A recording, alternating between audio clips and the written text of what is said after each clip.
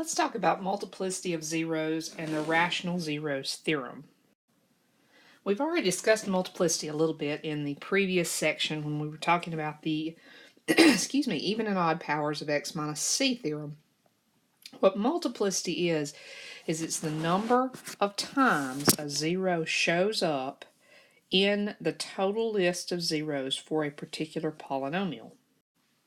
And a lot of times we can tell the multiplicity of a zero by looking at the power on the factor if we're looking at the polynomial in factored form. And that's kind of what we were looking at in the previous section with the even and odd powers of x minus c theorem. If you have p of x is equal to x plus 1 times x minus 6 cubed times x plus 9 to the 15th power, then the multiplicity of each one of those zeros that comes from each factor will be whatever the power is on the factor. Because remember what factors are, powers are, sorry. Powers tell you how many times that particular factor shows up in the list of all the factors or the factored form of the polynomial. Okay, so if we walked through this one to find the multiplicity of each one of these, what we would do is set each one of the factors individually equal to 0, of course. That's a -1. And then we will look for the exponent or the power that's on that factor. For this particular one, there's no exponent there, so we assume the exponent is 1, okay, which gives this one a multiplicity of 1. Now our next one, x minus 6 equals 0, gives us a 0 of 6. And then when we look at its power, it's 3. Okay, so x is equal to 6, 6 has multiplicity 3. And last we have our x plus 9 to the 15th power. So x plus 9 is going to give us a 0 of -9 with a multiplicity of 15. Okay, so even if you don't have the exponents on the factors, even if factors are written out separately, all you have to do is find the 0 from that particular group of factors, count how many of the factors you have, and that is your multiplicity for that particular 0. Now when we get into finding zeros of a polynomial in this section, you're not going to have anything that's going to have a degree so high that you would wind up with 15 of the same answer. That's kind of an extreme example here. But you will see a few in the homework where you're practicing just finding the multiplicity that have kind of large powers, okay? So I don't want you to be thrown off by that in practice when we're actually going through the process of solving a polynomial that we're just handed. You may not see anything, well, you won't see anything that big, okay? I suppose it would be a possibility that you could find one with multiplicity of 3, but most likely, most of the ones we're going to encounter as we're working through the polynomials will be multiplicity 1 or 2 for each one, excuse me. Okay, so that's our multiplicity, and the problems from that in this section are very, very simple. So you shouldn't have any problem with that. As long as you understand what you see here in this example, you'll be fine. So let's move on and talk about the rational zeros theorem. With the rational zeros theorem, what we're going to do is create a list of possible rational zeros for a polynomial using the factors of the leading coefficient and the constant from that polynomial. Now what this does is it gives us a list of possible zeros that are all rational values that may or may not lead us to factors for a particular polynomial. Okay, the way we test these, and we're not doing this right this second, but I'll do it in another video, is we will take the possible rational zeros and we will do synthetic division using them as the c value with the polynomial that we're trying to factor.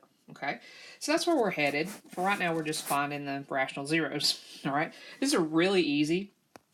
What we'll do is we will take a polynomial and we will make a list that we will call P, which will be the factors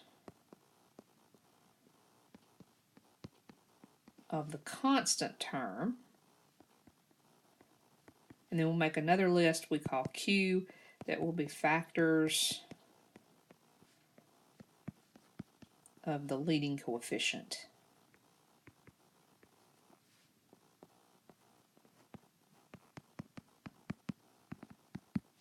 I think I put, no I didn't. I started to say I think I put one too many i's in when I wrote coefficient a minute ago, but I didn't. Okay. Anyway, make our list of p's, we'll make our list of q's, and then for the rational zeros theorem list, the list of possible rational zeros, we will take each p and one at a time, we'll put it over each q. Okay, that'll make our list of values that we'll take a look at to start trying to find the actual zeros for a particular polynomial. So let's give this a try. Okay, let's give it a try. Using the rational zeros theorem, make a list of possible rational zeros. Here's our polynomial. We'll make this maybe 3x squared. Now I'll make that cubed. Let's get a little bit better than a quadratic here. 3x cubed plus 4x squared minus 6x plus 12. Okay, let's see how this works out. All right, now I need to make a list of the factors of the constant. Each number on this list is going to be preceded by a plus or minus symbol. Keep in mind that on WebAssign, there's no plus or minus symbol. Okay, so in WebAssign, you're going to have to write these out separately, and I will do that in the answer here so you can see what that looks like, as well as with the plus or minus. The reason why we have to include the plus or minus is, let's say that I want to multiply 1 times 12, two factors of 12, to get that positive 12. They could either both be positive 1 and positive 12, or they could both be negative, and I'd still get a plus 12 at the end. Okay, so that's the reason why we have to have both. So plus or minus 1, you can write these in any order you want to. If you want to do 1 and 12 together, that's fine. 2 is also a factor. 3 is a factor. 4 is a factor. 5's not. 6 is. And then 12 is the next one. And the last one on the list. Now the factors of Q, or the factors of the leading coefficient, which make up my list, I call Q rather, are the factors of 3. That's our leading coefficient, so that's going to be plus or minus 1 or 3. Okay?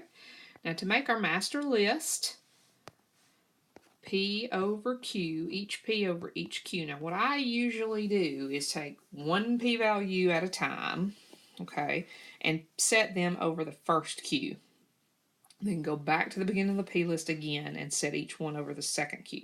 You can do ever how you want to. Okay, if you want to do 1 over 1 and 1 over 3 first, and then 2 over 1, 2 over 3, that's fine too. It doesn't make any difference. All right, so if I take each one of the P's and one at a time, put them over the first Q, which is 1. And this is the list that we get. Pretty long list. Okay. And then I come back and I do that over 3. Now, if you repeat any values, you do not have to write them a second time. For example, when I get to 3 over 3, I've already got a 1 on this list, so I don't have to repeat it. 6 over 3 is 2. That's on here too. And 12 over 3 will be 4, which is already on here. So 1 over 3 I'll need, because it's not on there yet. 2 over 3. 3 over 3 is taken. 4 over 3 is new. 6 over 3 is 2, 12 over 3 is 4, so I have all of those, okay? So this is my total list with the plus or minuses in there. If you are working WebAssign, okay, WebAssign's kind of a pain in the butt sometimes. This is one of those times because you do have to list them all out separately. That's a lot of numbers to type without making a mistake, okay? So be real careful. But you will have a 1, a 2, a 3, 4, 6, 12, 1/3, 2/3, 4/3, and then you will have the opposite of all of those. So -1, 2, -3, -4, -6, -12, -1/3, -2/3, out of room, -4/3. Okay? And that's the answer. That's it. That's all you have to do for the rational zeros theorem. It's not hard to do. So give it a try.